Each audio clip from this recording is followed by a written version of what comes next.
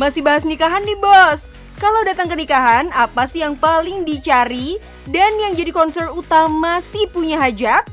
Yap, kudapan dan catering. Tapi di masa pandemi kayak gini yang nikahannya aja via online, gimana tuh caranya? Masa makan virtual? Hehehe. Tenang bos, selalu ada peluang di setiap problema yang ada. Bingung gak bos? Hadir di undangan nikahan virtual, hampersnya pun dikirim online. Jangan bingung bosku, pandemi emang bikin semua industri jadi kreatif untuk bisa mempertahankan usahanya, adaptif dan bersiap menjadi solusi dari segala perubahan era. Kak Laura dengan Iki Kue salah satunya, langsung bermanuver bikin paket snack box atau hampers pernikahan virtual. Cakep gak tuh?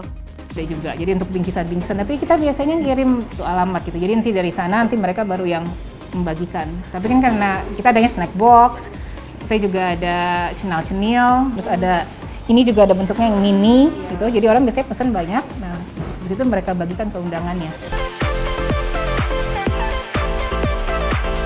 Gak dipungkiri bos, pandemi ini memberi dampak yang cukup besar bagi para pebisnis. Iki Kue juga sempat mengalami naik turun orderan, tapi masih bisa bertahan.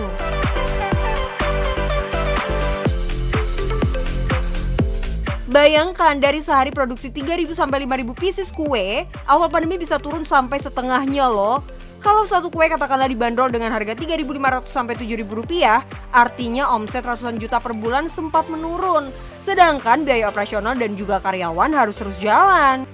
Kira-kira apa nih ya yang bisa bikin Iki Kue termotivasi untuk bangkit dan survive? Orang-orang yang kerja.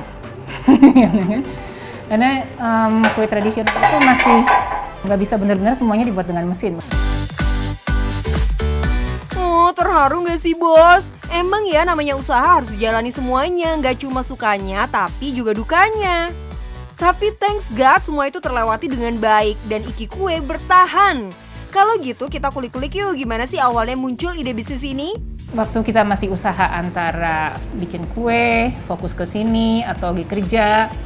Nah, dapet tawaran nih dari partner saya dan kebetulan kita berdua tuh memang mau meneruskan usaha orang tua, di mana saya lebih mau ke pelestarian kue tradisionalnya karena memang dari kecil udah tahu cara buatnya ya, udah pernah lihat mama deh buat setidaknya.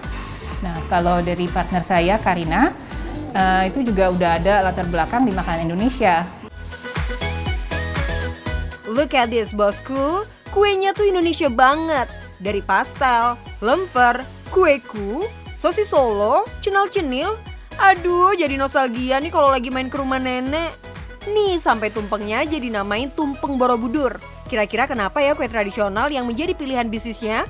Waktu itu belum terlalu fokus ke kue tradisional karena saya pastry atau kue tart. Dan pada zamannya 10 tahun yang lalu tuh banyak yang bentuk-bentuk kan kue tart kan dibentuk. Tapi karena mereka tahu kita suka juga buat kue tradisional, tetap saja pesanan kue tradisional itu yang paling banyak digemari. Makanan jadul emang gak ada matinya ya bos. Dan gak cuma soal cuan, mereka punya keinginan untuk melestarikan makanan tradisional Indonesia. Wah, mulia banget ya bos. Yang review kuenya juga gak main-main loh, para selebriti aja doyan.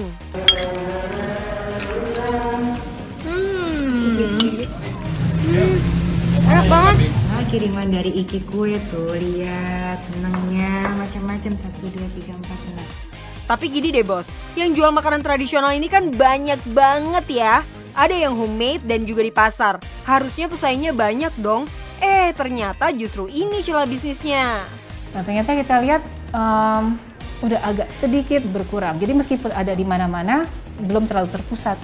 Jadi kadang-kadang kan rumahan ya, mama saya bikin. Oh, tapi hari ini bisa nggak? Besok bisa nggak? Oh, hari ini nggak bisa.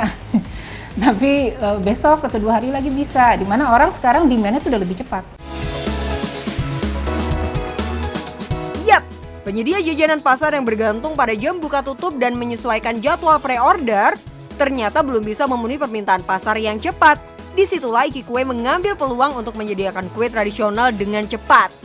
Dari transisi homemade dengan alat yang masih seadanya, sampai produksi jumlah besar yang harus menggunakan alat-alat mumpuni. Satu lagi nih bos, keunggulan kue tradisional ini. Biar kesannya mewah, kue-kue di packing dalam box-box cantik. Karena hampers yang cantik bisa jadi keunggulan. Soalnya nih bos, packaging bisa merepresentasikan bisnis dan meningkatkan branding, menarik minat customer, serta menjadi pembeda dari pesaing. Ini nampan spesial kita, ada macam-macam kuenya. Ada pastel, lemper, getuk pelangi, kue mangkok ubi, kueku, dan risoles. Cita rasa kue Nusantara, Iki Kue. Dan bos. Yap, dulunya nggak sempat daftar e-commerce dan ojek online, sekarang malah bisa. Jadi kepo nih bos, Kak Laura kan udah merasakan nih menjadi karyawan dan juga pebisnis. Kira-kira lebih enjoy yang mana ya? Bisnis lebih menantang. Saya lebih enjoy di sini. Kalau nggak kita nggak bakalan bertahan di sini, ya kan? Mewariskan resep kue tradisional emang gak gampang bos, tapi bukan berarti mustahil. Dari awalnya kalau orang gak pernah pulang dari dapur, sampai akhirnya karyawan bisa mandiri dan jago bikin kue. Itu tuh merupakan kebanggaan tersendiri bos. Terakhir nih, tips bisnis buat calon bos di rumah yang mau mulai usaha. Jangan takut. Kalau takut, itu pasti dengan tapi, oh aku takut dikit, masih mundur dikit, jangan takut. Kalau misalnya kamu udah mau bisnis, itu benar-benar memang harus pendiriannya sudah keras gitu ya. Saya mau mulai ini. Gitu. Jadi benar-benar tekadnya kalau bisa bulat dulu. Gitu.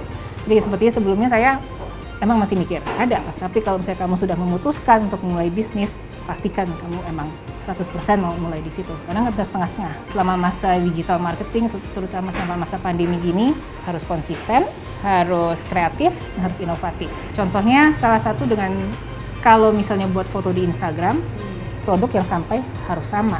Warnanya semua dengan yang kamu pasang di Instagram. Bulatkan tekad, tegakkan pendirian. Mulailah bisnismu karena yang penting cuan bos.